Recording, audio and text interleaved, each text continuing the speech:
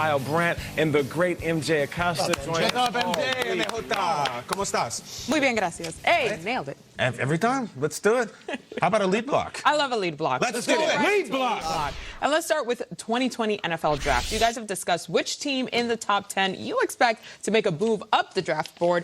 But what about the team outside the top 10? On a recent radio interview, Falcons GM Thomas Dimitroff threw Atlanta's name into the ring. I think there's going to be a lot of really interesting action between 10 and 20. And, again, I would never count us out because, again, we're a team that has been active.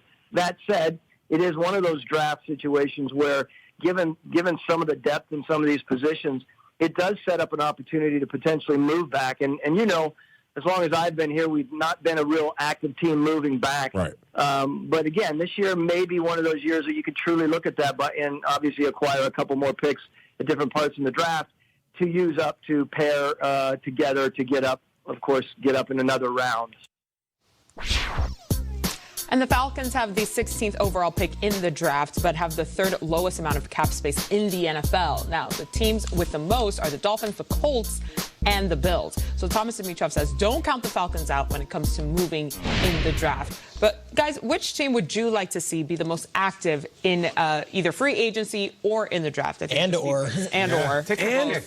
How about the Miami Dolphins? It's time. It's time, right? It's about that time. What was it, $88 million in cap space? Crazy. Just think about the movement that they can make. How about we start in free agency? What about getting a couple of guys, Amari Cooper and Derrick Henry? You know, let's go ahead and give Derrick Henry a short-term deal, pay him some big money. You get Amari Cooper, and then you add Tua Tagovailoa in the draft. So now you got a monster three-headed beast of Bama ballers, and you have some individuals that can work together. They're still fairly young. They'll make plays for the next handful of years, and you give Tua a chance to sit back and watch a great running back do work, and then a wide receiver that you're going to be throwing to along with Devontae Parker. But then if you're thinking to yourself, well, Nate, they need help on defense. Okay, well, we can go defense too. How about a Shaq Barrett or Jadeveon Clowney? Like with $88 million, the options are all there. If you're in love with the cornerback, go Byron Jones. Pay big for it. Peter, you said it. Byron Jones is going to demand a lot on the market. How about matching up him with Xavier Howard? Like, they have individuals on this team, but they all can be complemented by a free agent monster. And I do feel like it's all anchored with Tua. And Tua's going to have so much talent surrounding him going into his second year that he might make that leap like a Pat Mahomes in his second year, a Lamar Jackson in his second year, and maybe a soon-to-be Kyler Murray in his second year. With all that money, don't let it sit in your pocket, man. Go ahead and spend it, Miami Dolphins. There's a lot of good players out there. Go ahead and take advantage. Do you think Miami's an attractive place to play? A, the city. I mean, of course. B, Brian Flores. C, they have all these draft picks. Them taxes? The taxes are great. To me, it's an amazing destination if you're a free agent. My question to you is, if Tua's not going to start next year and you're going to maybe rest him or work him in, do you bring back Fitzpatrick or do you just roll with Josh Rosen? You bring back Fitz. I ran into Fitz during the Super Bowl in Miami. And the first thing I said to him was, amazing beard. I didn't want to talk football. And then my second question was, so what's up? Is Miami going to keep you? He said, I love it here. I get it. I know what they're going to do. They're most likely going to draft a quarterback, most likely Tua, and I'll be here to help. Seems like a perfect situation, right? Absolutely. You have a smart veteran quarterback who is willing to help Tua get big. You know what's interesting in the AFC East right now? There's this feeling of blood in the water. Like there's a changing of the guard. Brady might leave. Even if he doesn't, it's almost over. Which is why I also look in the AFC East, a team that also has a ton of money to spend, but was in the playoffs just last year. People not remember, there's this team called the Buffalo Bills. Yeah. They play in the state of New York. It's a city called Buffalo. It's been a long time, but I would love to see some splash from them because they were there. You know, we're not talking about them in free agency because they're not looking for Brady or Dalton or Rivers. They already have their good young quarterback. They're not in the news cycle, but I want them to be for other positions. There's this reputation that they have maybe that it's sleepy Buffalo and they're not going to make the crazy move and they're not going to spend the huge money. They have brought in free agents over the years. Peter, these names are going to blow your hair back right. 95, Bryce Paup. Yeah. 98, Doug Flutie. Lawyer Malloy. Terrell Owens was brought in. You saw even what they did this week with Josh Norman reuniting with Sean McDermott. Like, that is a team that's got power. I wish I could show it to you, but they got power, and they can be the one that said, Brady's gone, this is our division now, but I want to see some offensive juice. I would love to see Amari, even AJ, anybody who's going to make that one more play that they need to beat the Texans in the playoffs. I want to see Buffalo spend it. You got it. spend it. Between Edmonds and Trey White and Ed Oliver, they're so Defense is loaded great. with young talent. Now might be the time for them to spend. And speaking of young talent, I look at a team that cleaned up in the draft last year. I look at the Las Vegas Raiders, the new Raiders, and they're opening a new stadium, and they have the 12th and 19th pick in the draft. They also have close to $60 million to spend in cap space, 13th most in the league. And last year, they went in on Antonio Brown. It didn't work out. I don't think they're any worse off for it. Like, they washed their hands from it. And they said, okay, Antonio Brown was the big one. They went and they got him. Obviously, they traded for him, and then they had the free agent signing because they extended him.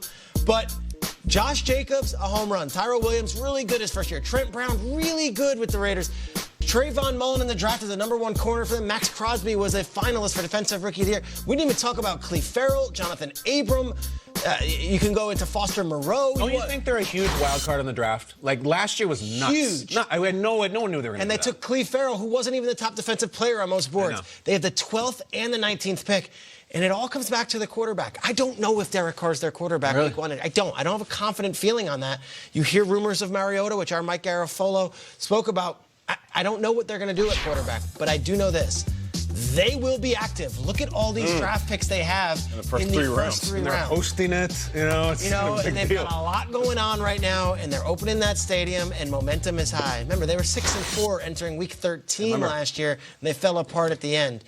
Las Vegas Raiders are really interesting. We know about Antonio Brown last year, and it didn't work out. Don't think they're not going to take another big swing this year. We had a conversation in the middle of the season last year. I remember it well. And it was, who do you like right now? Who passes the eye test, the Raiders or the Chiefs? Because the Chiefs were really scraping, and the Raiders had won 3 in a row. I remember because I got big font and I said I like the Raiders, and it fell apart. But they did have a lot, and that was in spite of an unmitigated Antonio Brown disaster, which they won't have this year. Antonio Brown was at training camp punting footballs onto an airport runway. Right. He went after Mike Mayock. Yep. He went after John Gruden. Couldn't have been He worse. had his own film crew. Burned his feet off. Burned his feet Literally. off. And they still were 6-4 after all that. So, imagine not having that in camp all August and cameras of Hard Knocks. I feel really good about it. And I actually feel really good about Gruden and Mayock in the draft. And I think their young guys are still just scratching the surface. Josh Right about Jacobs that. and Tyrell Williams, up until he got that plantar fasciitis, had Yeah, he scored a was good. touchdown in every of the first 5 Is that games. true? It was my God. incredible for him. So I think now when they get healthy and everybody comes back and what they do with all this draft capital, it's going to be really exciting. But for me, who I want to see make a splash outside of the Raiders, the Colts. I think Indianapolis has such a solid foundation here. And that division, the AFC South, is up for grabs. They could really make something happen here. They have tremendous draft equity. They have 4 picks in the first 3 rounds as well in this 2020 NFL draft. And $86.2 million in cap space. That's second most in the NFL. What they could do with that amount of collateral, with that amount of money, and with what they have already in place there could be really, really special. But they got to go for it. I want to see them be aggressive. Be aggressive. I need to see it. I love need that to see cheer. it. Yeah, it's a great cheer. Peter, you know Chris Ballard, the GM, really well. Read the tea leaves for him this year. The Ballard thing is fascinating because everyone says Rivers, but he's never said Rivers' name. So the quarterback is most important, but nobody drafts better than that team. And if you look at 2 years ago when they brought in Darius Leonard and Quentin Nelson in the same draft class, they're pretty stacked up, and they've got 4 picks in the first 3 rounds. So I can't wait to see what they do, but I want to see it. No, We yeah, gotta no go doubt. for it. Let's go. 2020 vision, that's what we're go. doing. We have a big update on a big draft prospect because Alabama quarterback Tua Tagovailoa, say it for me. Tua Tagovailoa. Thank you, I'm working on it. Has cleared his 4-month checkup and is clear to resume light football. That's what we expected. Yeah. He has related drills as he recovers from a dislocated hip injury. But which team, and we touched on this just a bit, do you want to see move up in the draft for Tua? I just like him in Miami. I know I just He's talked at the about 5. Would you trade up to the 2 to make sure of it? Ooh. It's risky. It's risky. I don't think you. If they have to, yeah. And, this is the draft, and it seems like we talked about last week, Shay, I know you were out, and it's one thing that we repeated on the show. You never go grocery shopping when you're hungry. And Miami, they're hungry for a quarterback. They're hungry for somebody that's going to be the future of the franchise. And if they have to trade up, yeah, go get them. All right, so let's be a little role play here. So you're Chris Greer, the general manager. You're sitting at 5, and we know everything we know right now that the Redskins might be interested, that teams are going to want to trade up. Do you say, hey, you could have, and I'm looking at the Dolphins picks. They also 6 have picks in the first They two also rounds. have the 18th, and they also have the 26th. We'll trade you the 5, the 18, and the 26 for the second overall pick. 3 first-round picks to go get Tua. Would you do it? Not sitting on ice, because Tua's going to be That's a guy that's not going to play till the second year. I'm not sure you give up that much for The that. reason you might not want to do it is you might want to draft him yourself. I'm That's talking the thing. about Washington. It's a poker game. I think Even Cincinnati is on the table. I really believe, especially with the health that we're hearing. I just keep coming back to, in the history of the game, 100 years, we've never seen teams thirstier for young phenom quarterbacks. Two 23-year-olds in a row have won the MVP, and they see Tua running around. They saw Kyler last year. I think teams are really excited about it. I think someone is going to do something irresponsible for the Tua. two. I do. I do. And it might even be Washington saying, screw it, second year in a row, we're going to take quarterback in the first round. I think the people love him. Because everyone's hung up on Miami at 5. But right after them is the Los Angeles Chargers, and they really like Tyrod Taylor. And Tyrod Taylor might be perfect for a year, and that's what he was for Baker Mayfield. Who's after the Chargers? And then who's after the Chargers? Panthers. It's fine, yeah, sure. But I look at 6. I look at the Chargers. Okay. Look, it's no secret that the Rams are making a big to-do about them moving to L.A., and you haven't heard much about the Chargers. They're also moving into a new stadium. Okay. They also would like to have a face of their franchise, and as much as I love Tyrod Taylor, and he might win a lot of games as their quarterback, I don't think Tom Brady's coming. Why not go Tyrod and have Tua learn from Tyrod, learn the system, and then Tua be the guy? And to do that, I don't think he's there at 6. You might have to trade up, be aggressive. I'm looking at Tom Telesco, the general manager of the LA Chargers. I'm looking at Anthony Lynn, the head coach.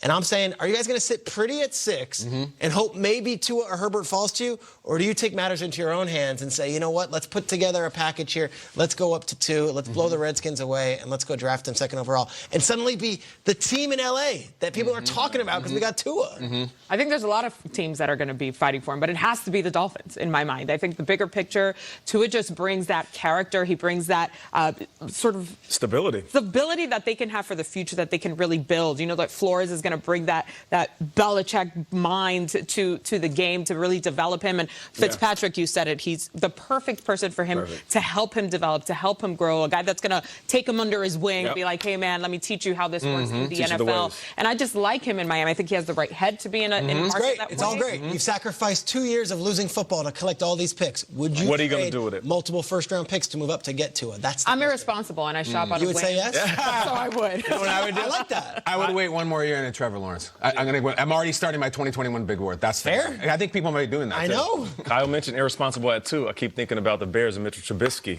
making that decision. Now you crazy. Shocked everybody.